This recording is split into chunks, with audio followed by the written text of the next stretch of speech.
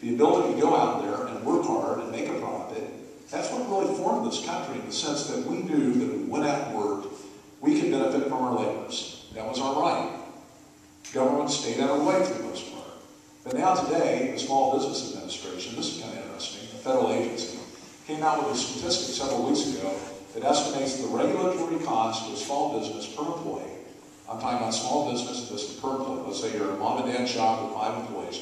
Your average cost just to comply with federal regulations is $9,000 per employee.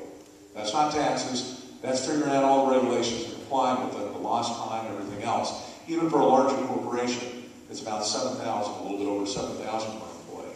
Just additional mandates from government that slow down business. And then we scratch our heads and wonder why we've got this massive trade deficit, why we can't be competitive, why we have problems with recession at home. But then we look at those regulations and we see what government has done, far beyond what it was intended to do, and we get a good understanding.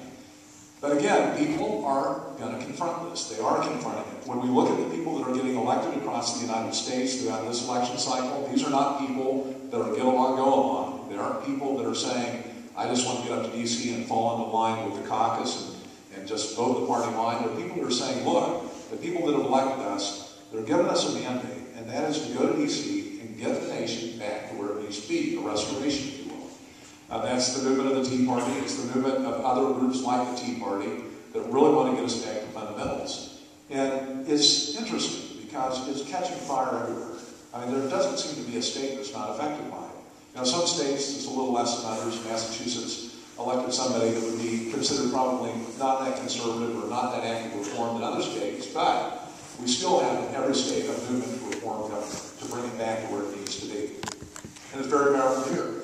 And we see, though, that as these clashes continue between those that want to reform and restore government back to where it needs to be and those that want to remain, it creates a lot of tension because it's hard to dislodge that old power that looks to government for all the answers. But that dependency, I mean, we see that in our state, but that level of dependency in this country leads to the type of problem we have in this state. A state with 40% of its economy pretty much dependent on the federal dollar that comes into it.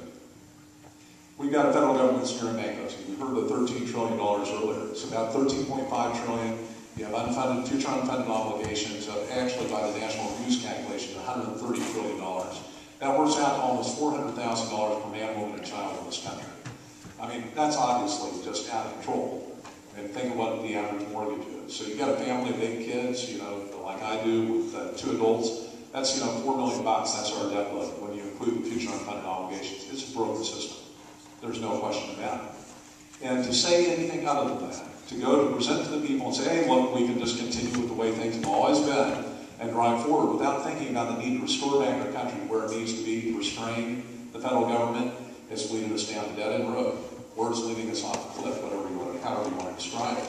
For this state, where we're so dependent on the federal government, what it should drive us all to do is look at how we're going to address the future. And of course, the way to address the future in the state is wide open.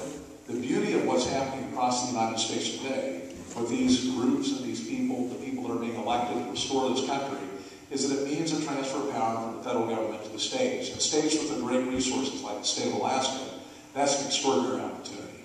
It's an opportunity to prepare for our future. It's an opportunity to fight in a different direction. That doesn't mean all of a sudden we go to D.C. and we say no to federal funding. What it means is the aggressive fight has got to be to bring control of the resource base in Alaska to Alaskans so we can establish an economy. And it's not a question of if, it's a question of when those federal dollars start to shrink, when those dollars end. And if we don't work in a wise way, if we don't work with wisdom as to where the state is headed, then we're going to be left in a lurch. We're going to have a seriously, significantly hard time for the state. It's going to be hard times. I don't think there's any doubt about it. You can't look at the economics of this country. Those that say, look, we can continue to spend the way we're spending, we'll just raise taxes. You know what the debt load would be in 2 years just to balance the budget? It would triple taxes. And you can't do that, obviously, in a recession. That's not something that can be done. It would tube the economy all the more. So we don't have a lot of options out there except to start thinking about how we can get control of the government that's overspent. And my argument is the Constitution is staring us in the face. It provides the answer. Restraining the government back to the powers that are mentioned there. You know, we talk about these other functions of government. Those functions of government, if we like them, ought to be transferred over to the states for the states to exercise those powers. At the base of it, though, we've got to get back to the free enterprise system. There's no question about that. Where we as people have the ability to work, we're free to take advantage of the resource base that we have here, and we move the state forward. But it requires commitment. I mean, this fight is not easy.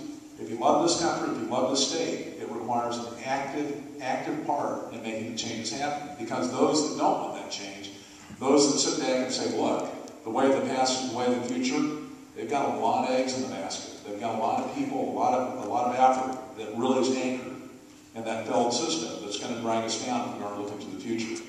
So I'm excited to be working with you here in Delta Junction. I'm excited to be able to work for you as the U.S. Senator from Alaska, assuming that I'm honored by your vote in November. And I'm looking to you and your volunteer efforts to make sure that this change continues to happen and that you keep not just me accountable when I get to D.C., but anybody else that gets elected as well this November. I thank you for your time. I look forward to meeting you after tonight, and God bless you.